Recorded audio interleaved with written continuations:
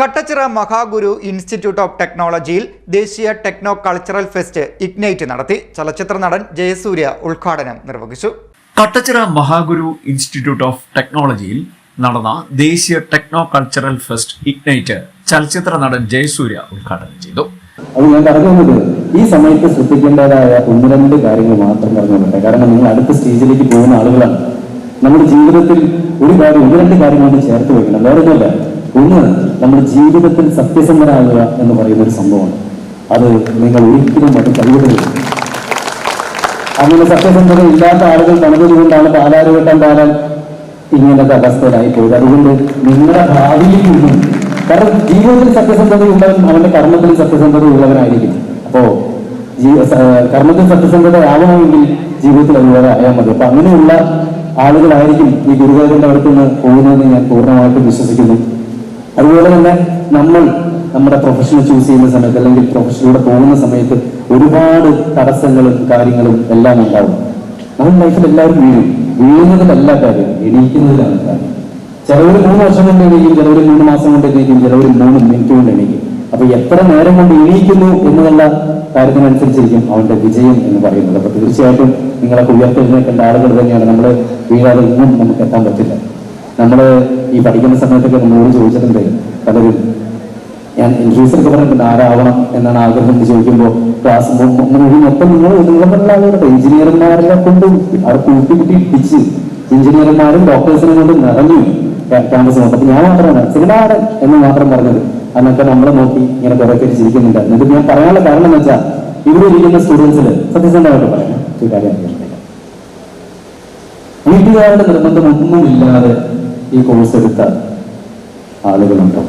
അല്ലെങ്കിൽ ഇത് ഇപ്പോ തിരിച്ചറിയുകയാണ് ഇത് എന്റെ പ്രൊഫഷൻ, എനിക്ക് പറ്റിയ പ്രൊഫഷൻ അല്ല എന്ന് തിരിച്ചറിയുന്ന ആരെങ്കിലും കണ്ട വളരെ സത്യസന്ധമായിട്ട് അവൻ കഴിയും. എടാ പൊന്നു മോനെ, ഞാൻ ഒരു കാര്യം പറയാം, 4 വർഷം ഇവിടെ പോയത് പോക്കോട്ടെ, നീ വേറെ എന്തെങ്കിലും പരിപാടിക്ക് പോക്കോ ആഗ്രഹമുള്ളത്. അല്ലെങ്കിൽ 10-25 കൊല്ലം കഴിഞ്ഞിട്ട് ഇനി 10-20 കൊല്ലം വെറുതെ വേസ്റ്റ് ഇപ്പം തിരിച്ചറിഞ്ഞത് കൊള്ളാം. അല്ല, അതൊന്നും തെറ്റ് പറയാൻ പറ്റില്ല. കാരണം എന്താണെന്നറിയും, നമ്മുടെ ഡ്രീമുകൾ ഇങ്ങനെ മാറിക്കൊണ്ടിരിക്കും. കുറച്ച് കഴിയുമ്പോഴേക്കും ഇതാണ് ഇതെല്ലാം ഞാൻ ചെയ്യേണ്ട പരിപാടിയാണ്.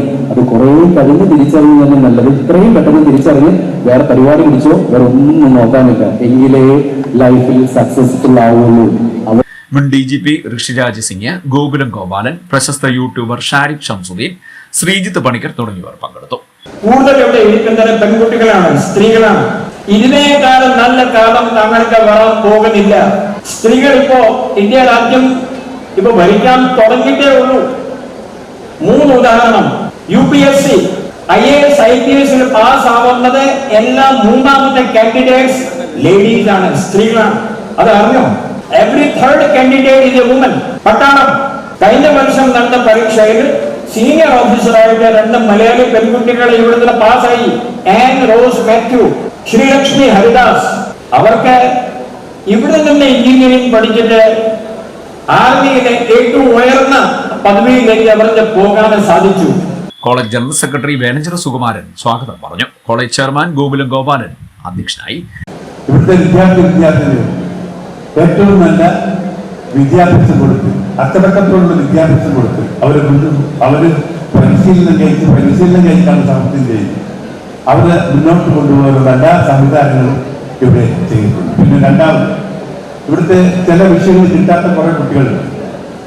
ആ കുട്ടികൾക്ക് നിങ്ങൾ ട്യൂഷന് പോകേണ്ട ആവശ്യമില്ല. ഞങ്ങൾ തന്നെ പുറത്തുനിന്നുള്ള ടീച്ചേഴ്സിനെ ഏർപ്പാട് ചെയ്ത് നിങ്ങളെ ആ ക്ലാസ് തരാനുള്ള ഏർപ്പാടുകൾ ചെയ്യുന്നു. കാരണം ഇതൊക്കെ ഒരു കോളേജിനെ സംബന്ധിച്ചിടത്തോളം മാനേജ്മെന്റിന് ഏറ്റവും ഉത്തരവാദിത്തമുള്ള ജോലിയാണ്. കാരണം ഇപ്പോട്ട് ഇവിടെ ഒരു കുട്ടിയും നിരാശനായി ഇരിക്കാൻ പാടില്ല. ജയിച്ച ഉടനെ അവർക്ക് ജോലി കിട്ടാനുള്ള സാധ്യത. നിങ്ങൾക്ക് ജോലി കിട്ടാൻ എന്തെങ്കിലും ഈ തരത്തിൽ ജോലി കിട്ടിയിട്ടില്ലെങ്കിൽ തീർച്ചയായും ഞങ്ങൾ അതിന് വേണ്ടിയിട്ട് ഒരു പ്ലേസ്മെന്റ് കോർഡിനേറ്റർ എന്ന ഒരു പൊസിഷൻ ഞങ്ങൾ ഉണ്ടാക്കി വെക്കുന്നതാണ്.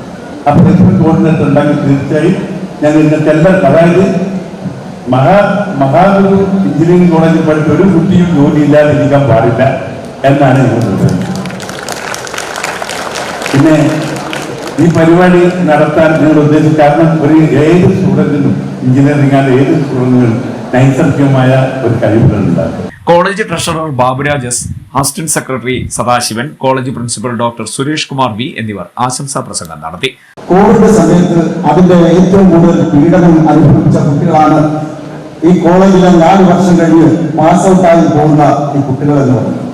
അവരെ പ്രത്യേകം അക്കാര്യത്തില് ഒരു അനുസ്മരിക്കുക. ഏതായാലും ഈ കുട്ടികളെല്ലാം തന്നെ ഈ 4 വർഷം ഈ കോളേജ് അങ്കണത്തിൽ തുള്ളിച്ചാടി നടന്ന് 4 വർഷം പിന്നിട്ട് പോകുമ്പോൾ നിങ്ങളെല്ലാം തന്നെ തൊഴിൽ മേഖലയിലേക്കാണ് പോകുന്നത്. അതുകൊണ്ട് ഞങ്ങൾക്കെല്ലാം തന്നെ വളരെ സന്തോഷമുണ്ട്. ഇതിന്റെ കാരണക്കാരൻ എന്ന് പറയുന്നത് ഇതിന്റെ ചെയർമാനായിട്ടിരിക്കുന്ന ശ്രീ ഗോകുലം ഗോപാലൻ സാർ തന്നെയാണ്. തുടർന്ന് യോഗത്തിൽ അതിഥികളെ വെച്ച് ഉന്നത വിദ്യാഭ്യാസ രംഗം, സാമ്പത്തിക രംഗം, സ്റ്റാർട്ടപ്പുകൾ, സർക്കാരിന്റെ വിവിധതരം പ്രൊജക്ടുകൾ എന്നീ വിഷയങ്ങളുമായി ബന്ധപ്പെട്ട കോൺക്ലേവ് സംഘടിപ്പിച്ചു. വിദ്യാർത്ഥികളുടെ വിവിധ കലാപരിപാടികൾ, technical event, fashion show, cultural events, auto expo, project exhibition, മികച്ച വിദ്യാർത്ഥികൾക്കുള്ള പുരസ്കാര വിതരണം എന്നിവയും സംഘടിപ്പിച്ചു. ഫെസ്റ്റിന്റെ ഭാഗമായി നടന്ന വിവിധതരം പരിപാടികളിൽ പങ്കെടുക്കാനായി 30 കോളേജുകളിൽ നിന്നും ഉള്ള വിദ്യാർത്ഥികളാണ് എത്തിയത്. CD net news, Kayamkulam.